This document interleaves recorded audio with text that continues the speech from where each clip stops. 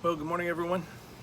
Today we're going to do something a little different. Yesterday we talked about how easy it is to find God. All we have to do is just really seek Him with our whole heart, and God can be found.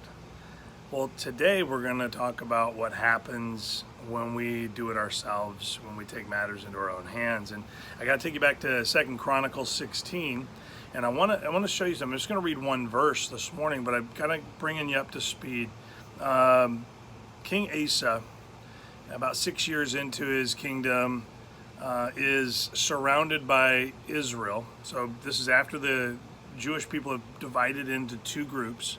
We got Judah and Israel, divided kingdom. And what's really sad is that Asa is attacked by Israel. So Israel is attacking their own people, but just because they live on a certain side of a border. And so Judah, the king of Judah, Asa, decides that he's going to hire people to attack Israel because he's kind of surrounded. He doesn't have his army situated, and Israel's building a city that's supposed to be kind of like the siege city that is supposed to keep Judah from being able to come in or out, and so the king's city, Jerusalem, is supposed to be completely blocked off and not able to get any supplies. They're not able to farm for food. They're not able to do anything. So it's kind of like you're surrounded and you might as well give up. So he hires another nation to come attack Israel, and it works. It really does. It gets them to leave off building the city, and they take all the supplies.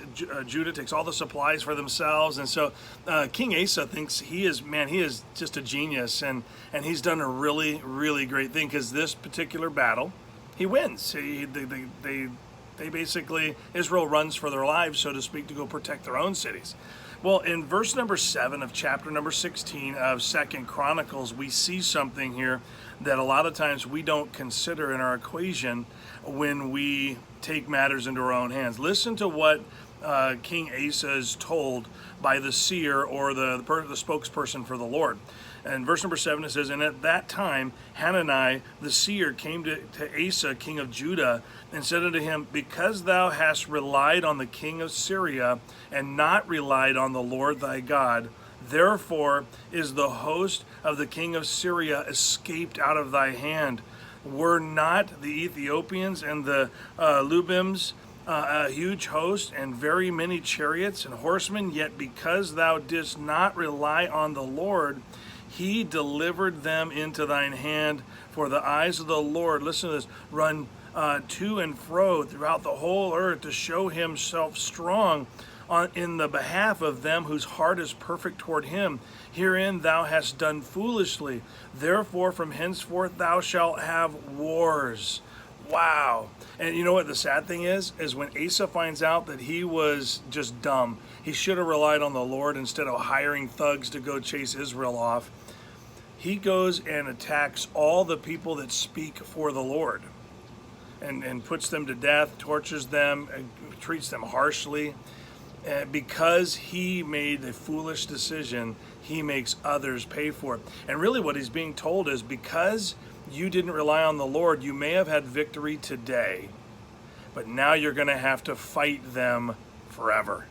They escaped, and now you're going to have to fight a battle over and over and over again. And so I want to encourage you with this. It is better to rely on the Lord, because if we don't, we may get a momentary victory, but we miss out on the greater victories, or the long victory. And I think that a lot of people take matters into their own hands. What's really sad about this is that these people, Israel and Judah, are on the same team, really. They're the same people, just they divided into two different nations, and now they're fighting back and forth. And the sad thing is that Judah stoops to Israel's level to make things work better for Judah. And Israel, or actually I should say Syria, ends up being a common enemy that they have to fight forever.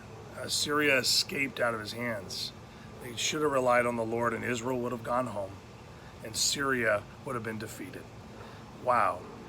When we do not consult the Lord, How many victories do we miss out on is what it really comes down to. And so I want to encourage you with this morning. Consult the Lord. Listen to the Lord. Let the Lord fight your battles. Otherwise, you may have a victory today in the flesh, but it will set you up for many more battles you'll have to fight. That's why God's word is so important. It tells us exactly what to do. We like shortcuts, and God is in our lives for the long haul and for the end game.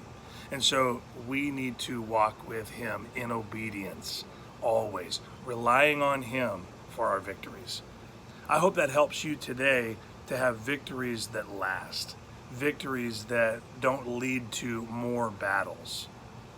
Hope that helps. Have a great day.